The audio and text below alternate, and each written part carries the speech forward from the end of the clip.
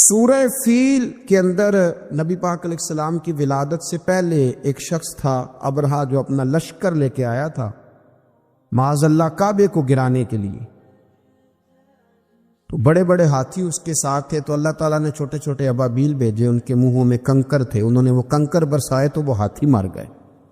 اس صورت میں اس کا ذکر ہے الم تر کیف فعل ربک باصحاب الفیل. کیا آپ نے ملاحظہ نہیں کیا کہ آپ کے رب نے ہاتھی والوں کے ساتھ کیا سلوک کیا؟ اللہ تبارک و تعالیٰ نے قوموں پہ عذاب نازل کیا، اور قرآن مجید فرقان حمید نے ان قوموں کے تذکرے بیان فرمائے. بھائی کس لیے بیان کیے؟ کہ ہم عبرت حاصل کریں، ہم یہ غور کر لیں کہ یہ کام ہم نے نہیں کرنا، اس کام سے ہم نے بچنا ہے، ہم نے غور کرنا ہے کہ یہ چیز ہمارے اندر. لوگ کہتے ہیں نہیں جی نہیں، ہم پہ یہ عذاب نہیں آئے گا، بالکل نہیں آئے گا، اس میں شک نہیں. پر اللہ نے بیان کس لیے کیا تھا؟ بیان کیا قرآن مجید معاذ اللہ کسی ایسی چیز کا بیان کرتا ہے جس کی ضرورت نہ ہو؟ قرآن پاک نے ایک ایک حرف ایسا بیان کیا جس کی مسلمان کو ضرورت تھی. قوم نوح کا ذکر فرمایا قرآن پاک نے. حضرت نوح علیہ السلام کی قوم کو حضرت نوح علیہ السلام نے 1500 سال سمجھایا ہے. 15، کچھ لوگوں نے 950 سال لکھا ہے نا، اعلیٰ حضرت نے لکھا 1500 سال عمر ہوئی حضرت نوح علیہ السلام. اللہ تعالیٰ بندے کو جلدی سزا نہیں دیتا، بلکہ قرآن مجید میں ایک جگہ رب کریم اس طرح بھی فرماتا ہے کہ جب بندے مجھے بھول جاتے ہیں تو میں ان کے لیے نعمتوں کے دروازے کھول دیتا ہوں. تو بندہ سمجھتا ہے کہ میں کچھ تو ہے نا کہ میرے اندر، کہ میں جدھر جاتا ہوں خیر ہی خیر ہو جاتی ہے. وہ سمجھتا ہے کہ میری عقل ہے، حالانکہ اللہ اسے ڈھیل دیتا ہے. اللہ اسے ڈھیل دیتا ہے. گناہوں کی سزا کے 3 طریقے ہیں. ایک ہے متنبع کرنا، تنبیہ کرتا ہے اللہ، بندہ متنبع ہو جاتا ہے، یہ اللہ کا بہت بڑا احسان ہوتا ہے. ایک ہوتا ہے مہلت دینا، اور ایک تیسرا ہوتا ہے اللہ خفیہ تدبیر کرتا ہے. تھوڑا سا سمجھیے گا، انسان پر کوئی آزمائش آئی، فوراً اس کی چھٹی اس نے کہا کہ وہ فلاں جگہ غلطی کی تھی تب ایسا ہوا ہے. ہوتا ہے نا کئی دفعہ آواز آتی ہے نا اندر سے، چلیں بول دیں کچھ نہیں ہوتا آپ کو. اللہ جانتا ہے یہاں کوئی کچھ نہیں کہے گا آپ کو، اور ہماری تو ویڈیو بھی نہیں گھومتی، یعنی خبر بھی نہیں ہو کہ کس نے ہاں کر دی کس نے نہ کر دی. آپ بغیر ٹینشن کے بات چیت کریں، آج کچھ نہیں ہوتا انشاءاللہ تعالی. آتی ہے اندر سے آواز. میں آپ سے اس لیے ان چیزوں کی تصدیق کراتا ہوں کہ باقیوں کو بھی آتی ہے کہ نہیں، اس لیے تصدیق. کبھی کوئی کسی جگہ انسان پریشان ہوتا ہے تو محسوس کرتا ہے کہ وہاں مجھ سے ہوتا ہے نا جی، جس کو یہ نصیب ہو جائے بڑا خوش نصیب آدمی ہے. حضرت مولا علی فرماتے ہیں اگر تجھے دنیا میں سزا مل گئی تو بچ گیا ہے، سمجھ پھر اللہ کرم کرے گا، آخرت میں سزا نہیں دے گا. اور یہ یاد رکھ لے، وما اصابکم من مصیبت فبما کسبت ایدیکم ویعفو عن کثیر. اللہ فرماتا ہے دنیا میں تجھے جو بھی تکلیف پہنچتی ہے وہ تیرے ہاتھوں کے کرتوتوں کی وجہ سے پہنچتی. ویعفو عن کثیر، فرمایا کثیر گناہ تو میں ویسے ہی معاف کر دیتا ہوں. یہ جو تیری زندگی میں دکھ ہے نا، یہ بھی میری قلیل سزائیں ہیں. یہ کثیر پر سزا، یہ قلیل ہے، قلیل یہ جو تمہاری زندگی میں تکلیف ہے.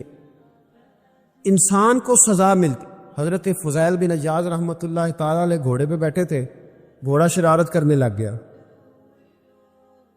اچھلنے لگ گیا، کودنے لگ گیا. تو حضرت فضیل بن عیاض نیچے اترے، ایک کونے میں جا کے نماز کی نیت باندھ لی، 2 رکعت نماز پڑھی، پھر دیر تک استغفار پڑھتے رہے، روتے رہے، دعا کرتے رہے. واپس آئے، خادم عرض کرنے لگے حضور سمجھ نہیں آئی، گھوڑے نے تھوڑی سی شرارت کی، وہ بدکا ہے، آپ نے اس کو چھوڑا ہے اور چھوڑ کر کے آپ نماز میں لگ گئے. تو حضرت فضیل بن عیاض فرمانے لگے جب بندہ اللہ کی نافرمانی کرتا ہے نا، تو جو چیزیں اس کی فرما بردار ہوتی ہیں وہ اس کی نافرمانی کرنے لگ جاتی. تو مجھے محسوس ہوا تھا کہ میں نے کہیں اللہ کی نافرمانی کی ہے، اس لیے ایسا ہوا ہے کہ میرے گھوڑے نے میری، تو میں توبہ کرنے لگا ہوں. اور اب دیکھتا ہوں بیٹھ کے بھلا کیا ہوتا ہے. میں نے سچی توبہ، حالانکہ مجھے یاد نہیں کہ میں کہاں بولا، پر کھری اور سچی توبہ کی. دوبارہ گھوڑے پہ بیٹھے تو گھوڑا بالکل صحیح ہو کے ساتھ چلنے لگ گیا. میرے بھائی جب یہ تنبیہ ہے اللہ کی طرف سے، یہ متنبع کیا جاتا ہے کہ تو بعد آ جا. بہت ساری جگہوں پہ انسان کو وقتی طور پر اگر سزا مل جائے، نبی پاک علیہ السلام کی خدمت میں ایک صحابی آئے، بات مضبوط کر دو، واقعہ سنایا ہے نا. تو کچھ لوگ سمجھتے ہیں کہ یہ واقعہ ہے، تو میں ایک حدیث پاک امام بہقی کی لکھی ہوئی عرض کرتا ہوں۔ نبی پاک علیہ السلام کے ایک صحابی آئے اور ان کا سر پھٹا ہوا تھا، خون بہ رہا تھا۔ سرکار نے فرمایا کیا ہوا؟ عرض کی حضور ایک عورت جا رہی تھی، میری نظر پڑی، ابھی نظر پڑی ہے کہ میرے آگے ستون آ گیا تو میرے سر پہ لگ گیا۔ نبی پاک صلی اللہ علیہ وسلم نے فرمایا تیرے لیے خوشخبری ہے، اگر دنیا میں تیری غلطی کی تجھے سزا ملی ہے تو پھر رب تجھے قیامت میں سزا نہیں دے گا، پھر اللہ قیامت میں سزا، بعض گناہ ایسے ہیں جن کی یہاں بھی سزا ملے گی اور وہاں بھی ملے، لیکن میرے بھائی پہلی بات یہ ہے کہ اللہ تعالیٰ اس غلطی کی یہی سزا دے لے، اور دعا فرمائے اللہ تبارک و تعالیٰ یہاں بھی معافی عطا فرمائے وہاں بھی معافی عطا فرمائے، اللہ درگزر فرمائے۔ حضور فرماتے ہیں بہت لمبا تم نہ بھی نہ رونا، اگر مکھی کے یا مچھر کے پر کے برابر بھی تمہارے آنسو نکل گئے نا، میں اب اس سے زیادہ کیا آپ کی بارگاہ میں بات عرض کروں۔ حضور فرماتے ایک مکھی اور مچھر کے پر کے برابر بھی تیری آنکھ سے آنسو نکل آیا، شرط یہ ہے نکلے ریاکاری کے لیے نہیں، نکلے اللہ کی رضا کے لیے، اس کی خشیت میں نکلے۔ فرمایا اگر مکھی کے پر کے برابر بھی تو رو پڑا تو اللہ تعالیٰ تیرے لیے دوزخ سے آزادی لکھ دے گا۔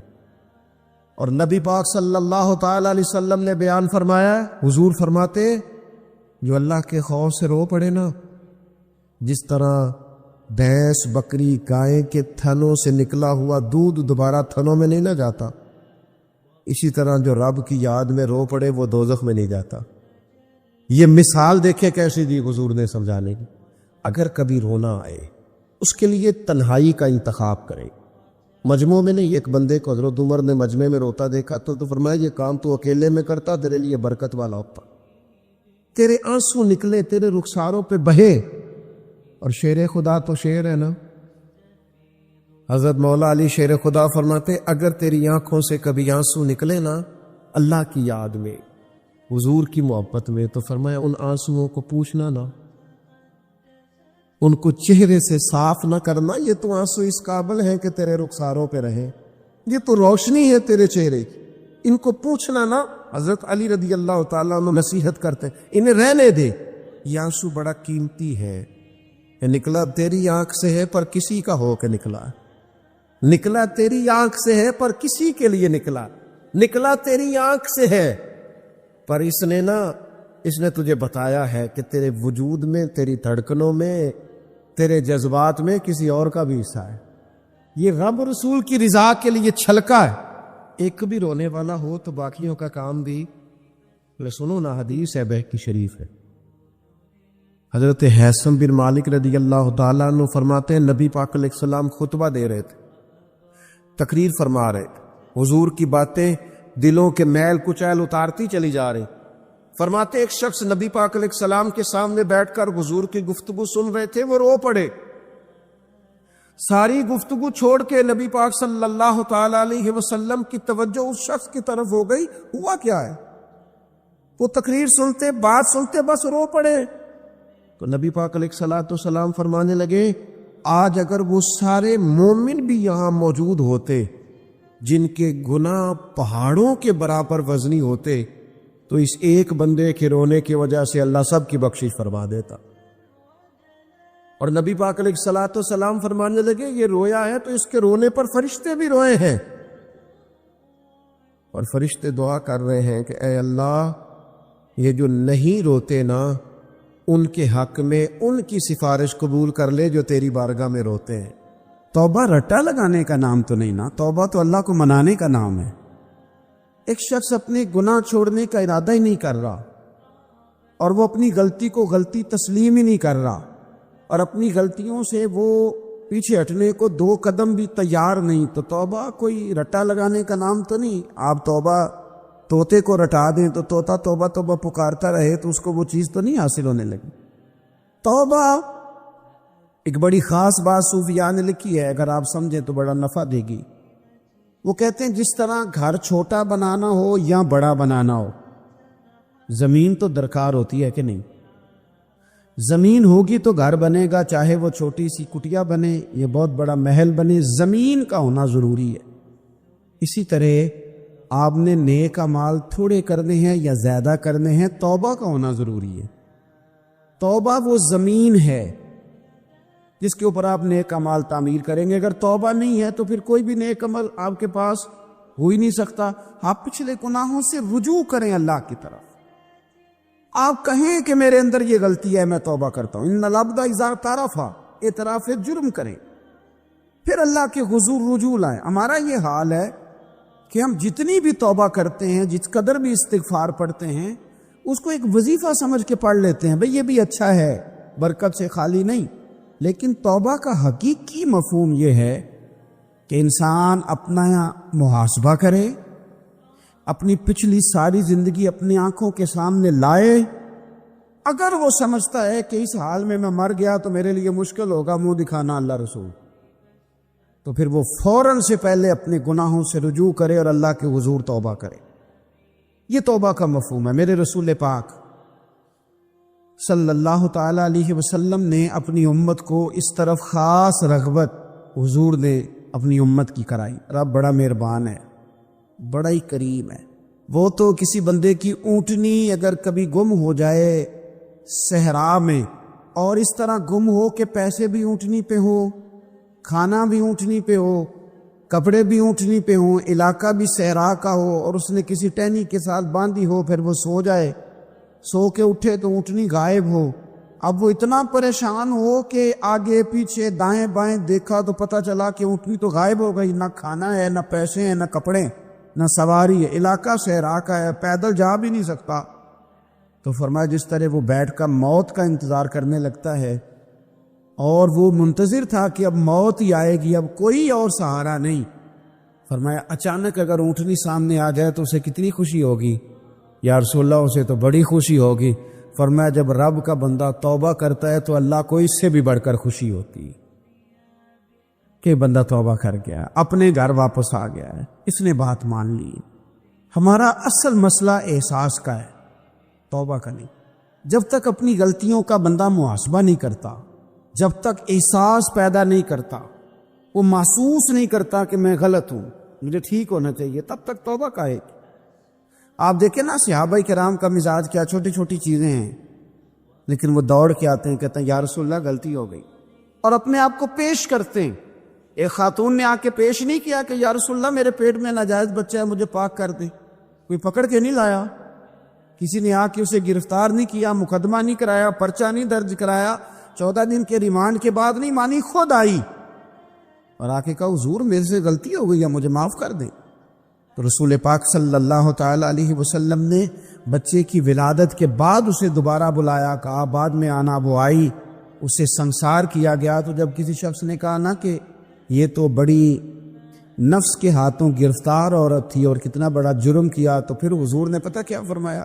فرمایا چپ کر جاؤ، تم نے گناہ دیکھا ہے، تم نے اس کا احساس نہیں دیکھا۔ جب تک احساس گناہ اور احساس زیاں پیدا نہیں ہوتا، اس کی وجہ یہ ہے، امام غزالی رحمۃ اللہ علیہ فرماتے ہیں جو مومن ہوتا ہے نا، مومن وہ دھاگے کے برابر گناہ کرے تو وہ محسوس کرتا ہے کہ پہاڑ کے برابر گناہ ہے میرے اوپر، اور جو منافق ہوتا ہے نا وہ پہاڑ کے برابر گناہ کر کے کہتا ہے یہ تو دھاگے کے برابر ہے، محسوس ہی نہیں کرتا کہ میں نے اتنے جرم کیے ہیں۔ وہ تسلیم کرنے کو تیار نہیں ہوتا۔ جب تک تسلیم نہیں کرتا تب تک توبہ کا کوئی معنی سمجھ میں نہیں آتا۔ اور توبہ کریں تو پھر توبہ نہ، اور بھائی جس نے ماننا ہوتا ہے وہ تو اشارے سے بھی مان جاتا ہے، اور جنہوں نے نہیں ماننا نا، میں کئی دفعہ کہتا ہوں یہ میرا جو دور ہے یہ سیانے لوگوں کا دور ہے، سمجھدار زیادہ ہیں، اور سمجھدار بھی اس طرح کے سمجھدار نہیں جس طرح کا معاملہ فہم سمجھدار ہوتا ہے۔ سمجھدار چالاک قسم کے، اپنے حق میں سمجھدار اور اپنے ذہن کے مطابق فیصلہ کرنے والے لوگ۔ پھر ہم بہت ساری جگہوں پہ ٹامک ٹونیاں کھاتے ہیں۔ جس نے ماننا ہے اس نے اشارے سے بھی مان جانا ہے، اور جس نے نہیں ماننا اس نے کہنا مجھے 24 سال ہو گئے فلانی جگہ جمعہ پڑھتے اور میں ماننے کو تیار نہیں ہوا۔ نہیں نہ ماننا تو مجھے 20 سال ہو گئے فلانی جگہ جاتے آتے، بس نہیں ماننا تو پھر مزاج نہیں ہوتا۔ جس نے ماننا ہے، حضرت فضیل بن عیاض رحمۃ اللہ علیہ ڈاکو تھے، اور نرے ڈاکو نہیں تھے، ڈاکوؤں کے سردار تھے۔ تو ارشاد فرماتے ہیں کہ میرا طریقہ یہ تھا کہ میں ایک پورے قافلے کی صورت میں حملہ کرتا تھا تو لوگ ڈرا کرتے تھے اگر کہ فضیل بن عیاض کے ڈاکوؤں نے حملہ کیا تو پھر نہیں بچتے۔ ایک دن گزر رہا تھا تو ایک قاری صاحب آیت پڑھ رہے تھے، لا تقنطوا من رحمت اللہ، اللہ کی رحمت سے کبھی نا امید نہ ہونا، ان اللہ یغفر الذنوب جمیعا، بے شک وہ سارے ہی گناہ معاف کر دے گا۔ آپ فرماتے میرے دل میں بات اثر کر گئی، ماننا ہے نا، جس نے نہیں ماننا اس نے 6666 آیتوں کا ترجمہ پڑھ کے بھی توجہ نہیں کرنی۔ آپ ارادہ کریں نا، آپ اپنی دل کی زمین کو زرخیز بنائیں۔ فرماتے ہیں میں فوراً وہ آیت سنی تو میں رویا، اور میں وہ حافظ صاحب کے پاس چلا گیا، ان سے اجازت لی، ان کے کمرے میں داخل ہوا۔ میں نے کہا آپ نے بھی آیت پڑھی ہے کہ اللہ سارے گناہ معاف کر دے گا؟ تو جس بندے نے کئی سال ڈاکے ڈالے ہوں، بیٹیاں روتی رہتی ہوں پر وہ مال لے کے آ گیا ہو، مائیں واسطے دیتی رہتی ہوں پر وہ لوٹ کے نکل آیا ہو، اب جی اگر وہ بندہ بھی سچے دل سے توبہ کرے تو اللہ معاف کر دیتا ہے۔ تو آفا جی کہنے لگے میں کون ہوتا ہوں تمہیں کوئی تفسیر بتانے والا، میں نے تو قرآن کی آیت پڑھی ہے، میرا رب کہتا ہے لا تقنطوا من رحمت اللہ، تم نے مایوس نہیں ہونا، تم آ جانا، معافی مانگ لینا، ان اللہ یغفر الذنوب جمیعا، اللہ سارے گناہ معاف فرما دے گا، اللہ سارے گناہ، تو یہ تو اللہ فرما رہا ہے۔ فضیل بن عیاض کہتے ہیں میں نے کہا ختم ہو گئی بات، توبہ بھائی۔ واپس آیا تو وہ میرے ساتھ جو تھے نا ان سے میں نے کہا سردار نیا تلاش کر لو بھائی۔ اب ارادے بدل گئے، پروگرام کچھ اور ہو گیا، اب تو لوگ ہمیں تانے دیں گے، اب تو لوگ باتیں کریں گے کہ اوتھے کی لین جانا ہے۔ فضیل بن عیاض کہنے لگے بس بھائی توبہ کرنی، اب تم کوئی اور سردار تلاش کر لو، اور اوپر سے نہیں کہا، توبہ کی تقریریں نہیں کی، دوسروں کو میسج نہیں بھیجے، اور لیکچر نہیں جھاڑے، رو کے کہا، درد سے کہا، دل سے کہا۔ تو وہ جو باقی کے تھے نا ان پر سردار کی بات کا اثر ہوا، کہنے لگے سردار ہم نے سردار نیا نہیں ڈھونڈنا، اگر چوریاں مل کے کی ہیں تو اب تو اس طرح تو نہ کر، توبہ بھی مل کے ہی کریں گے، اب اللہ بھی مل کے ہی کریں گے، اب بس تو اگر ادھر جائے گا تو ہم بھی تو جائیں گے نا۔ اللہ اکبر۔ فضیل بن عیاض کہتے ہیں ظاہر ہے مال لوٹا کرتے تھے، میں نے مسئلہ پوچھا علماء سے تو انہوں نے بتایا کہ یہ تو حقوق العباد کا مسئلہ ہے، جو لوٹا ہے وہ تو واپس کرنا ہی پڑے گا۔ اب میں نے وہ پیسے جمع کیے، اب سارے تو میرے پاس تھے نہیں، جتنے میں دے سکتا تھا دیے، جو کھا چکا تھا وہ رہ گئے، ایک یہودی کے پیسے رہ گئے، اس کے گھر چلا گیا، میں نے جا کے اسے کہا میاں میں نے کر لیا توبہ، اور میں وہ فضیل بن عیاض ڈاکو ہوں جس کے تیرے گھر سے اتنا مال لوٹا تھا، میرے پاس پیسے کوئی نہیں، وہ پیسے لگ گئے، اب تو اس طرح کر مجھے معاف کر دے۔ وہ کہنے لگا نا جناب، یہ بھی کبھی کبھی ہوتا ہے، لوگ نا شرافت کو بزدلی سمجھ لیتے ہیں۔ فضیل بن عیاض سے کہنے لگا میں تو پیسے لوں گا، ایسے تو نہیں معاف کرتا۔ آپ فرمانے لگے پیسے تو کوئی نہیں، یہ سچی توبہ ہے۔ وہ کہنے لگا پھر اس طرح کرو میری اونٹوں کو چارہ ڈالو، پیسے پورے ہوئے تو چلے گا نا۔ کل ڈاکو تھے، ابھی وہ تلوار چلانی آتی ہے، نیزہ چلانا آتا ہے، ڈٹنا آتا ہے، اعصاب مضبوط ہیں، مسئلہ کوئی نہیں، لیکن توبہ سچی کی ہے نا، یہ سچی توبہ والے لوگوں کا طریقہ ہے۔ اس سے کہہ سکتے تھے کہ جا آج تھلب دینی لے لے، تجھے کہا معاف کر دے، تو تیار ہی نہیں ماننے کو۔ حضرت فضیل بن عیاض کہنے لگے اگر اونٹوں کو چارہ ڈالنے سے تو معافی دیتا ہے نا تو میں تیرے اونٹوں کو چارہ ڈالنے کو بھی تیار، کیونکہ راضی اللہ کو کرنا ہے، اپنے ضمیر سے بوجھ اتارنا ہے، بندوں کے سامنے سرخرو نہیں ہونا، اللہ کے حضور ہونا ہے۔ توبہ کا مطلب ہے رب کوئی بارگاہ میں سرخرو ہونا، بندوں کے سامنے نہیں۔ حضرت فضیل بن عیاض سے کہنے لگے ڈالیں گے تیرے اونٹوں کو چارہ، کیوں نہیں ڈالنا؟ 2-4 دن چارہ ڈالا تو وہ یہودی ایک دن کہنے لگا کہ یہ نا ٹھیکریوں سے بڑی ہوئی تھیلی ہے، یہ تو ذرا اٹھا کے لا۔ حضرت فضیل بن عیاض نے اٹھا کے اسے دی، جب اس نے کھولی تو اشرفیوں کی بھری ہوئی تھی، تو ہاں فرمانے لگے تو کہہ رہا تھا ٹھیکریاں اٹھا کے لا۔ کہنے لگا میں تورات بڑی پڑھتا ہوں، عالم ہوں، میں نے تورات میں پڑھا تھا کہ مسلمان جب سچی توبہ کر لیں گے نا تو رب ٹھیکریوں کو بھی سونا بنا دیا کرے، پھر یہ مٹی کے ڈھیلے اشرفیاں بنا کریں گے۔ تو میں نا تیری توبہ چیک کر رہا تھا، یہ اس میں نے روڑے بڑے ہوئے تھے، لیکن تو اٹھا کے لایا تو تیری توبہ بھی سچی ہے اور تمہارا دین بھی سچا ہے. اب اس طرح کہا رہا معافی اس شرط پہ دوں گا کہ مجھے کلمہ پڑھا تاکہ میں بھی مسلمان ہو جاؤں. توبہ کے معاملے میں احساس، اور میں نے کہا کہ جس نے اشارہ لینا ہے اشارہ، ایک زازان نام کا نا گویا تھا، آواز بڑی سریلی تھی. شراب خانے میں جب محفلیں سجتی تھی تو معاذ اللہ وہ گانے گایا کرتا تھا، سریلی آواز تھی. حضرت عبداللہ ابن مسعود حضور کے صحابی، حضور نے فرمایا عبداللہ ابن مسعود اسی طرح قرآن پڑھتے ہیں جس طرح میرے اوپر نازل ہوا تھا. عبداللہ ابن مسعود نا چھوٹا قد اور پتلی پتلی ٹانگیں تھی حضرت عبداللہ ابن مسعود. ایک دن درخت پہ چڑھے ہوئے تھے تو کچھ لوگوں نے نا، بچے کرتے ہیں نا مذاق، معاذ اللہ کچھ نے کہا کتنی پتلی ٹانگیں. اللہ کے محبوب علیہ السلام نے فرمایا قیامت کے دن عبداللہ ابن مسعود کی ٹانگوں کا وزن احد پہاڑ سے بھی زیادہ ہوگا. زبردست صحابی ہے. اور حضور نے فرمایا میں نے جس کو گورنر بنایا، کسی جگہ امیر بنایا، مشورہ کر کے بنایا، اگر میں کسی کو بغیر مشورے کے امیر بناتا تو عبداللہ ابن مسعود کو بناتا. حضرت عبداللہ ابن مسعود گزر رہے تھے تو وہ جو زازان نام کا گویا تھا وہ گانے گا رہا تھا. ہماری جو تقریریں ہیں نا جی، میری طرح کے لوگ، وہ چونکہ جمعہ پڑھانا ہے، 45 منٹ پاس کرنے ہیں، تو نہ وہ ذوق سے تیاری، نہ وہ درد. قوم کی اصلاح، ایک میرے اسا فرمایا کرتے تھے تمہارا بچہ بگڑ جائے تو کتنے پاپڑ بیلتے ہو صحیح ہو جائے. یکدم خدا نہ خواستہ خاکم بدہن کروڑ دفعہ اللہ معاف کرے. کسی باپ کو رات کو خبر مل جائے کہ تیرا بیٹا نشہ کرتا ہے، سوئے گا رات کو؟ روئے گا کہ نہیں مصلی بچھا کے؟ لیکن یہ صرف اپنے بیٹے کے بارے میں ہے. کاش قوم کے ہر بیٹے کے بارے میں ہمارا یہی ذہن بن جائے کہ یار یہ کیوں بگڑ گیا ہے. اور اس درد سے جب ہم اصلاح کریں گے، تقریر کریں گے، پھر آپ محسوس کریں گے کہ اللہ اس میں اثر بھی پیدا کرے اور اس میں تاثیر آتی. حضرت عبداللہ ابن مسعود گزرے تو اب درد تھا نا دل کے اندر، اور اگر کسی نے توبہ کرنی آتے تو جملے سے بھی کر لینی. اب گزرے، سریلی آواز کانوں میں آئی، کھڑے ہو کے کہنے لگے کون ہے؟ کہ جناب زازان نام کا گویا ہے. مصطفیٰ کریم کے شانوں والے غلام کی زبان سے لفظ نکلے، کتنی سونی آواز ہے، کاش یہ قرآن پاک کی تلاوت کرتا.